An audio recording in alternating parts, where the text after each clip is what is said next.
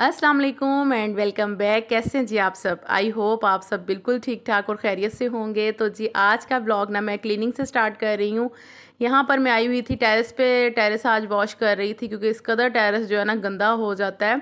वैसे तो मैं यहाँ पर झाड़ू रेगुलर लगाती रहती हूँ, लेकिन फिर भी आपको पता है कि जो ओपन एरिया में चीज़ होती है ना वो वैसे ही बहुत ज़्यादा गंदी हो जाती है। और डोर्स वगैरह जो है वो इतने गंदे हो जाते हैं इसके कि इसकी डस्टिंग करने से भी साफ़ नहीं होते जब तक इनको मैं अच्छे से वॉश ना कर लूँ। तो फिर यहाँ पर जो है ना मैं दरवाज़ों को पहले धो रही थी अच्छे से, ताकि ये जो है ना साफ़ सुथरे हो जाएं।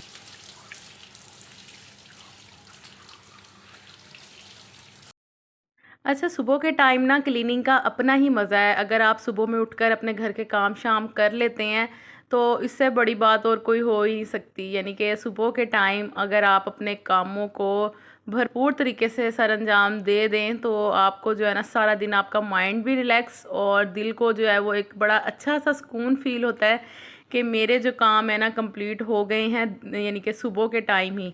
ये एक बहुत अच्छी आदत है अगर आप सुबह के टाइम उठकर अपना सारा काम जो है ना वो कंप्लीट कर लें।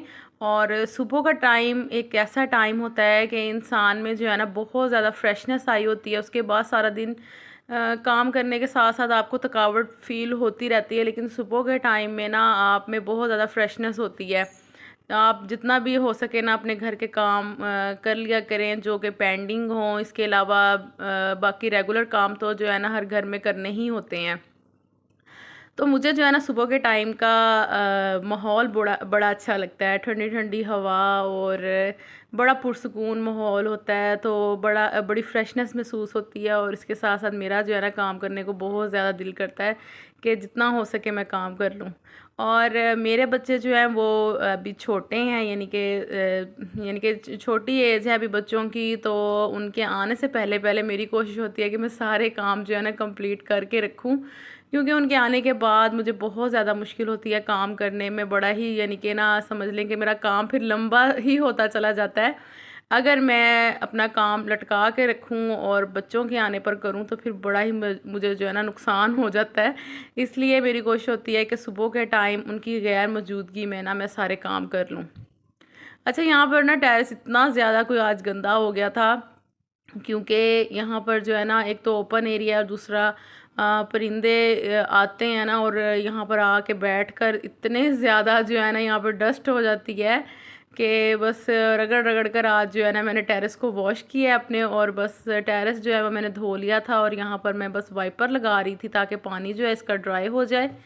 और बाकी जो है ना साथ साथ आपके साथ मैं आज की जो है वो क्लीनिंग शेयर करती जाऊंगी। अच्छा, क्लीनिंग जो है ना मैं अपनी पूरे दिन की आपके साथ नहीं शेयर करती, फिर इससे ये है कि व्लॉग जो है वो बहुत लंबा हो जाएगा। और मेरा जो चैनल है वो अभी न्यू न्यू है, तो मैं इस चैनल पर ज़्यादा लंबे व्लॉग्स नहीं डाल सकती क्योंकि फिर आपको पता है कि सब्सक्राइबर इतने नहीं होते। तो फिर ये है कि आपका व्लॉग जो है वो फुल कोई भी वॉच नहीं करता। इसलिए ना कोशिश यही होती है कि अगर चैनल न्यू हो तो व्लॉग्स जो हैं वो छोटे छोटे ही मेरे आएँ। तो जैसे इंशाल्लाह चैनल ग्रो करेगा तो फिर मैं व्लॉग्स भी अपने जो है ना उसके साथ साथ ज़रा टाइमिंग जो है फिर बढ़ा दूँगी।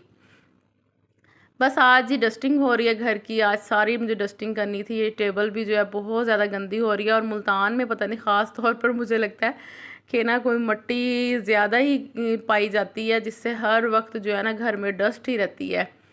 ये टेबल जो है ना इसको मैं 2 से 3 दिन बाद जब साफ़ करती हूँ ना तो बस इसका हशर ही हुआ होता है।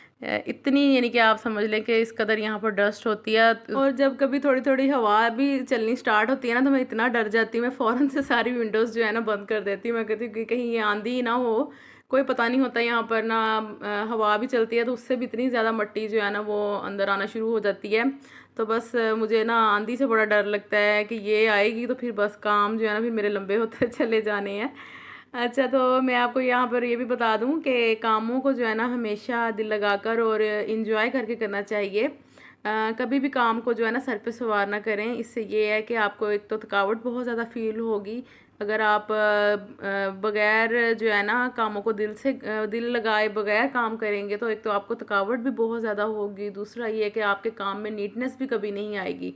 इसलिए काम जो है ना वो अपनी ज़िम्मेदारी समझकर और उसको अपनी ज़िम्मेदारी के तौर पर निभाकर फिर करेंगे तो इंशाल्लाह जो है आपका घर और फैमिली जो है ना दोनों ही खुश रहेंगे।